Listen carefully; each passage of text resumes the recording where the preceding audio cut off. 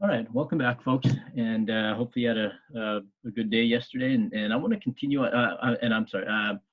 Hopefully you were able to get the work done. Also, I posted the practice problems for the conversions yesterday. Oh, hello. Excuse me. Yesterday afternoon, and so hopefully we're able to get the first 10 done. I'm going to work through a few more with you today, and what I'd like to do is try to finish it up. Uh, Use these example problems that we're doing here to help you do the homework for tonight and make sure you submit it for tonight.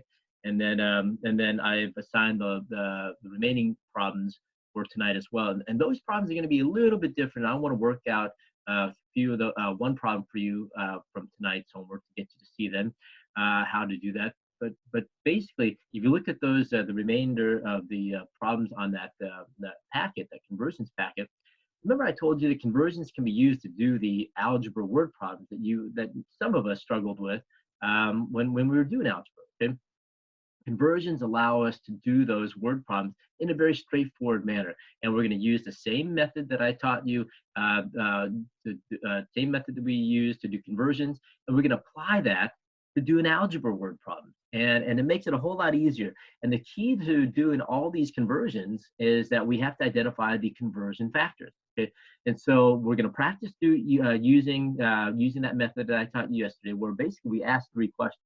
And that is, what do we start out with? What do we want to end up with? And what are the conversion factors? And then basically from there, we're going to plug in the ratios. These conversion factors are the ratios. We plug them in, and then we're multiplying fractions. Okay? So that's the method that we're going to use, and we're going to apply that method to do an algebra problem as well. Okay, so make sure you keep that in mind, and then we'll try to get done with conversions today, and then we'll we'll get back to working on our kinematics hopefully tomorrow. Okay, so we had to we got a little sidetracked here, but I think out of necessity we need to get this done because conversions are very important. Okay. All right, so I asked you to do this problem yesterday. So at this point here, if you don't have it in front of you, go ahead and pause the video, go get your work here, and let's compare our work and our answers. Okay, so go ahead and get it, and then come on back. All right, so let's go ahead then and let's work this out. Okay, so the question here is asking you about a conversion. Now remember, conversions, what we're doing is we're trying to find equivalent measurements. Measurements that aren't expressed in the same way, but they express the same magnitude. They are expressing the same measured value. Okay, so the way we write it is different. So it's going to look different. The numbers will look different because the units will be different.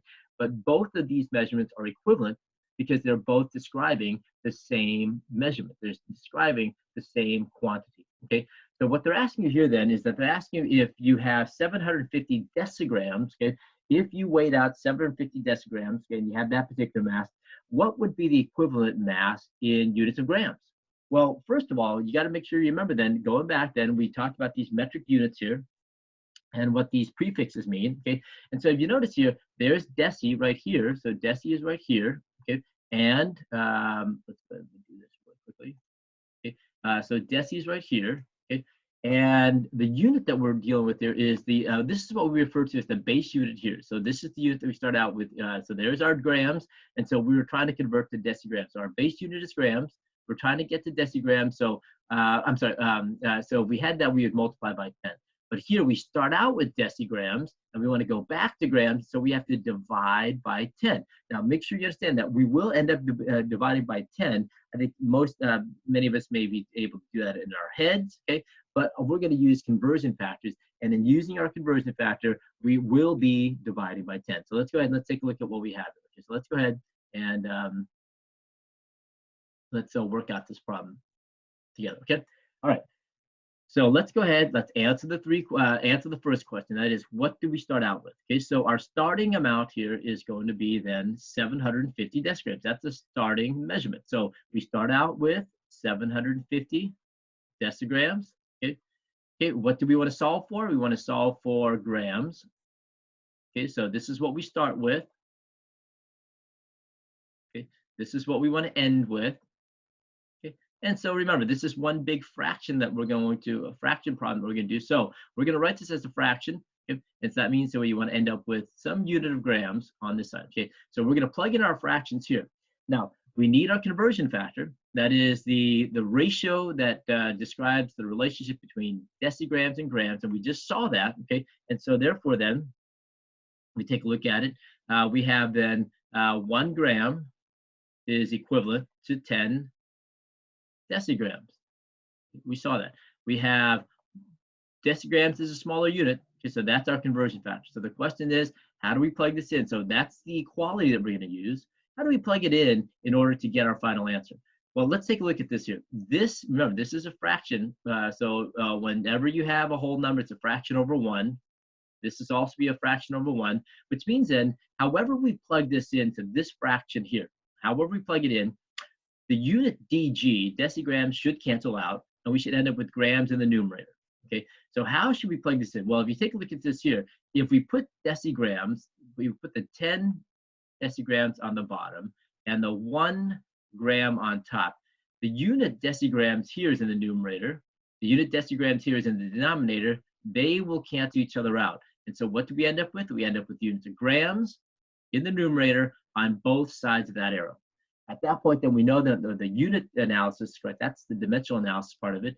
The last part of this then is just go ahead and multiply, and then multiply the fraction out. And if you notice here, there it is. We will be dividing by 10.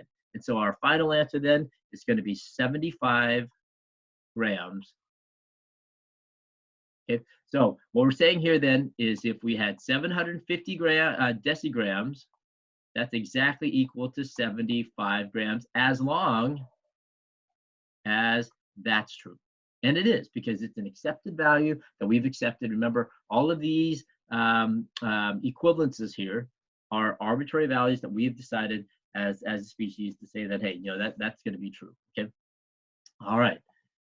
Let's go ahead and let's work out another one, folks. Let's take a look at another one, and let's go ahead and work this one out. Okay. So take about 2 minutes. Okay. Work this one out, and then we'll do it together. Okay. So go ahead and get that done. Okay. Let's go ahead and do the same thing as we did the last time. That is, answer the 3 questions. Okay. What do we start out with? That is, what are we given? What is the given measurement? What are we solving for? Okay. And do we have an equivalence that we can use as a conversion factor? Can we identify the conversion factor that we need to get it done? Okay. All right. So hopefully here we see then that this is the given measurement here. They give us this, so that's what we start out with. Okay. So we start out with this length here, and we want to change it to this length here. Okay, so this is what we want to end up with. So this is the ending measurement, and here it is. We are told then the relationship between meters and micrometers here. Okay, and so with that said, the abbreviation for micro, we use the Greek letter mu here, and it's going to be that. So I'm going to use this unit here as our unit for micrometer. Okay, all right. So let's go ahead and set up our conversion problem. So we have then 0.073, and this is going to be centimeters. Okay. And we want to convert that into micrometers. So we want to convert that to micrometers there. Okay. All right. So centimeters to micrometers. We have an issue here because if you look at this here, the unit micrometers, there it is. We have it right here. Okay. But this is related to the unit meters. And here we're starting out with centimeters. Okay. So we don't have a conversion factor we can use to cancel this out unless we can identify one more conversion factor. Okay, so we are given this one. That's given to you. Okay, but we also know this. And again, there's a few of these that you probably should remember because we use it so much. And that is we know what the relationship is between centi and the base unit. Here the base unit is meter. Okay, and so we know then that in 1 meter we have 10 to the second centimeters, or 100 centimeters. So this is 1,000,000 micrometers. This is 100 centimeters here, and so there it is. There's a centimeter unit there, and there it is. So the reason why we have to get this one here is because our conversion factor here, our equivalence there, doesn't have the unit centimeters in it. So there's no way that we can cancel it out. Okay. All right. So with that said, then let's go ahead and plug in our first conversion factor. Whatever goes in here has to take care, has to eliminate, has to have the unit centimeters in it. Okay, And the only one that does is this second one here that we just came up with, okay? So if we plug it in so that it's 1 meter over 10 to the second centimeters, okay, if you take a look at that, the unit centimeters here cancels out. And there it is. That's why we needed that particular equivalence here. So we can use it as our conversion factor, okay? So with that said then, the good news is that once we've used this one, we don't need to use it again, okay? So we're done with that. Don't reuse it, okay? Let's go ahead then and let's continue on. So at this point then, we have unit meter here, but we want to end up with the unit micrometers, and so we need the second conversion factor there. We need this conversion factor here, and we'll plug it in so that it is 10 to the 6th. Folks, come by and see me. These are exponents. Okay, this is base 10 exponents. If you need to ask a question about it, come by and see me. But this just represents 10 to the 6th, million. Just plug it into your calculator and you'll get that. Okay. All right. So with that said, then if we plug it in so that it is 10 to the 6 micrometers on the top and 1 meter on the bottom, the meter unit cancels out. We have micrometers on both sides, okay? And so now at this point, it's just a matter of plugging the numbers into your calculator and getting your answer, the numerical answer on this side, because the units are the same on both sides. Okay, so go ahead and punch it into your calculator. Hopefully you have that. If you didn't set it up this way, go ahead and do so. This is going to be 0.073 divided by 100 times a million. Hopefully you punch that in and you end up with 730 as your final answer. Okay, and so if you measured out a length of 0.73 centimeters, that's going to be exactly equal to 730 micrometers. Okay, right. So that's what this conversion is telling us here. Okay. All right. Very good. Let's do another one. Let's keep practicing, folks. We got to practice. Okay. I want you to go ahead and take about 5 minutes. 5 minutes to work out these 3 conversions here. Okay. These 3 conversions here. And then what I want to do is I want to go ahead and I want to work them out with you. Okay, so take about 5 minutes and do these 3 conversions, and then write down your answers. Make sure you show your work on your paper, and then make sure you input your answers onto Edpuzzle here, and then we'll go over together. Okay, so go ahead, take about 5 minutes to work on these 3 conversions here. Okay. All right, folks. Hopefully you were able to do most of these. If not, hopefully you're able to set up the problems at least. My goal, my hope then, is that you are able to set up the conversions here by the end of the lecture today. Okay, so you should be able to set up the conversions. So let's go ahead then and let's work out these problems together. Let's do the first one. Okay, let's work the first one out together. Okay, and at this point here, I'm just going to, instead of highlighting what we have here, the 3 questions, I'm just going to write out the conversion problem, ask the questions, and write out the conversion problem. So for the very first one then, hopefully you recognize then that what we're starting out with then is 14.8 grams. Okay, that's the starting amount here, okay? And what we're going to solve for here then is micrograms. Okay, so we're going to solve for the unit micrograms. Okay, and so if you remember then, the micro here is the prefix, and so therefore if we have 1 gram, if that's your base unit, that will be equal to 1,000,000 or 10 to the 6th microgram. Okay, in the previous problem, because that's the conversion, that's the relationship we're going to use. In the previous problem, we dealt with meters and micrometers. All we did was change the base unit, but the prefixes were still the same. So we had micro, and micro then is 1,000,000 times smaller than the base unit here. So this is what we're going to use. Let's go ahead and plug it in.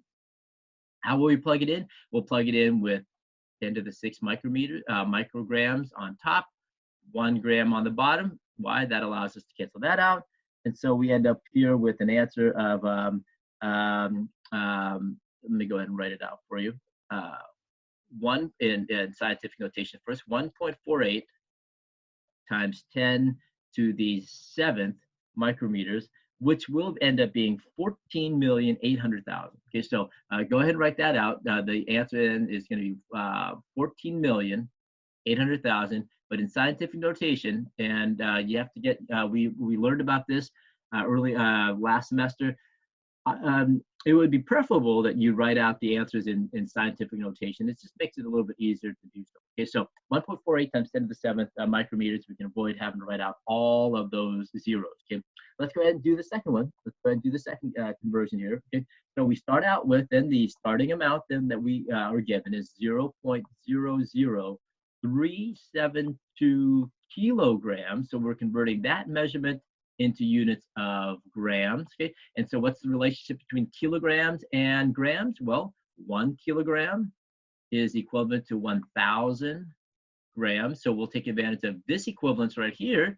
So how will we plug it in? Let's go ahead and plug that in. We'll plug it in with 1,000 grams on the top, 1 kilogram on the bottom. Why? Because the unit kilogram there cancels out. And if you plug that these numbers into your calculator, or you can probably just do this in your head. And again, a lot of these conversions initially, they're going to be easy to do. You can probably do a few of these in your head. I mean, if you remember what kilo is, that it represents 1,000, you'll see that you're just going to shift the decimal point 3 places over, which is exactly what you do.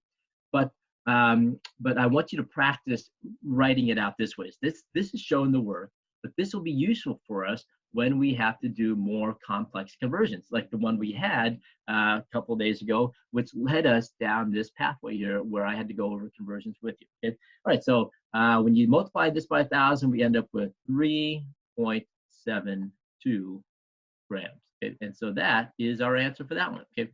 All right, let's go ahead and take a look at the last one here. Now, the units may not be familiar to you. The unit joules here is the unit for energy, but the prefix here should be familiar to you. Okay? So if this is the base unit joules, a kilojoule then is going to be then 1,000 times larger than the joule. Okay? So with that said then, this we had the kilogram and the gram. This is going to be the kilojoule. So the kilojoule, 1 kilojoule then is 1,000 times larger than the joule. And so we can make use of this equivalence here in order to get the conversion done. Okay, so let's go ahead and let's get the last one done. We're going to start out then with 75,000 joules. Okay, and we want to convert that into kilojoules. Oops, let me get myself. Okay, kilojoules. Okay, all right.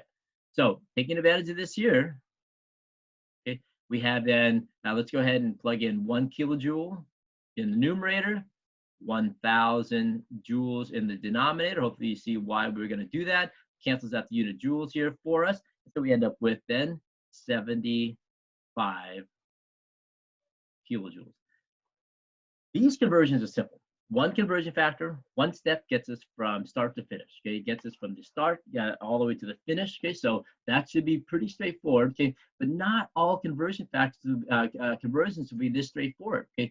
Let's take a look at an example here. Let's take a look at this example here, and let's see what we have to do here, because this is an example of a conversion that you'll have to be able to do, and that we actually did in the problem a couple days ago. Okay, and so conversion here is a little bit more complex, but the method we use is still the same. Identify what you want to start out with. So ask the question, what is given to you? Ask the question, what are you solving for? Okay, so identify what you want to end up with, and the conversion factors that you need to get from start to finish. Okay? So let's go ahead and do that first. Okay, so to start out with here, then we are given a speed, and then the speed of light here is given to us as 3.0 times 10 to the 10th centimeters per second. And what do they want us to solve for? They want us to solve for that equivalent speed in kilometers per hour. Okay, and so at this point, then we're going to go ahead and we're going to identify the conversions that we have to use, conversion factors that we have to use. But before we do that, let's write out, let's set up the problem. Okay, let's set up the problem, and then we'll find the conversion factors that we need. Okay, all right. So this is a ratio here already, folks. So what we're saying here, this is unit ratio. We're saying here then that's 3.0 times 10 to the 10th centimeters for every 1 second. That's what this ratio is. So you got to remember that, folks. Okay. And what we are solving for then is we will be solving for the equivalent speed in kilometers per hour. So there are our two fractions already, okay, with our two different units. And so basically, if you take a look at this, we want to convert centimeters to kilometers and seconds to hours. Two conversions at one time. Okay? All right. So what we want to do then is let's identify the conversion factors or the equivalences that we need to get the length conversion done and the time conversion done. So we need enough. We need all the conversion factors that are required to get this done. Okay, let's do the length one first. Okay? Well, most of us won't know what is how many centimeters in a kilometer. We won't remember that. Okay, but we all should remember then that there's 100 centimeters in 1 meter. So we know that. We also know that there are 1,000 meters in 1 kilometer. Okay, so between these two here, we have the two length units. We have the centimeter unit here and the kilometer unit here. So we need both. We're going to have to use both. Okay. All right. So between these two equivalences here, we can get that conversion done. What about the time units here? We have seconds here and hours here. I'm just going to go ahead and I'm going to make one conversion factor because I think most of us know this, and that is there will be 3,600 seconds in 1 hour. Okay, so we can just go ahead and do that. If you don't, then if you don't remember that, all of us know the number of minutes in an hour and number of seconds in a minute. Okay, so with that said, then you can go ahead and use two conversion factors there. But just for the sake of time, since we're running low on time here, I'm going to go ahead and use that conversion factor here. Okay, all right. So the question then is, what goes first? Okay, so what do we use first? At this point, it doesn't really matter. If you want to convert the time unit first, you can. So let's go ahead, or if you want to convert the length units first, you can as well. Let's deal with the time unit first. Okay. So for right now, forget what's in the numerator here. Okay. So ignore that, and let's just focus in on the seconds to hour conversion here. This is the only equivalence that we have to get that done. Now remember, in the course of a conversion, we want to eliminate what we start out with here, get rid of it, and end up with what we have here. Okay, so we have seconds in the denominator here. We want hours in the denominator. If we use this here, do you see then that if we plug in this this equivalence here with 3,600 seconds on the top and hours on the bottom, the unit seconds here cancels out. And that's how it works. And then we end up with hours in the denominator on both sides of the arrow. So we have finished and we are done with the conversion of time. That's how simple the time conversion was. Okay, so now we have hours on both sides. Okay, hours in the denominator on both sides. We can focus our attention now to the conversion of centimeters to kilometers. Okay, so we need to plug in another fraction here. Which one of these equivalences can we use to get that done? Well, if you take a look at the first one, this is the only one with centimeters in it. Okay, so let's go ahead and plug that in. Okay, so we plug it in with meters on top, 1 meter on top, and centimeters on the bottom. Why do we do that? Because if we do that, the unit of centimeter cancels out. And so once we have that done, we've used this equivalence. We don't need it again. Okay. And so with that said, then at this point, we're still not quite done because we have meters here in the numerator, but kilometers here in our denominator. So we have to use this last conversion factor here in order to get that done. And if we plug it in so that we have kilometers on the top and meters on the bottom here, unit meter cancels out. Okay. And so at this point, then we have kilometers on both sides of the arrow. We have in the numerator. We have hours on both sides of the arrow in the denominator. We're done with the analysis part of it, all the unit analysis part of it, the dimensional analysis. And so now we just have to plug in the numbers, which means then take 3 times 10 to the 8th, multiply it by 3,600, divide by 100, and then divide again by 1,000. So go ahead and plug that into your calculus really quickly, and we end up with 1.08 times 10 to the 9th kilometers for every 1 hour. And that is our answer. Okay? So this particular conversion here, you're not going to be able to do in your head. You're not going to be able to shift the decimal point and get that done in your head. Okay? So you have to set it up this way. And you have to set it up this way and get it done in this manner here. So what I would like you to do is, so we didn't quite get to do the problem that from their home for tonight.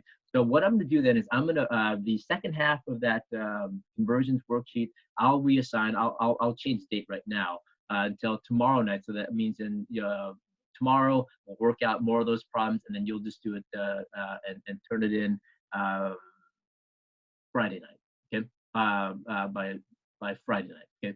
All right, so I'll reassign it for tomorrow, and so don't worry about that. get the first half of that conversions worksheet done. Make sure you get that done for tonight. If you need any help with it, please make sure you come by and see me and get that extra help. Okay. All right, folks, very good. We'll get done with conversions tomorrow. And we'll get back to the discussion of kinematics, but you got to practice these skills. You got to make sure you come by and see me if you need any help. Okay. All right, folks, have a good day. And then hopefully I'll see you this afternoon. If not, I will see you tomorrow. Okay.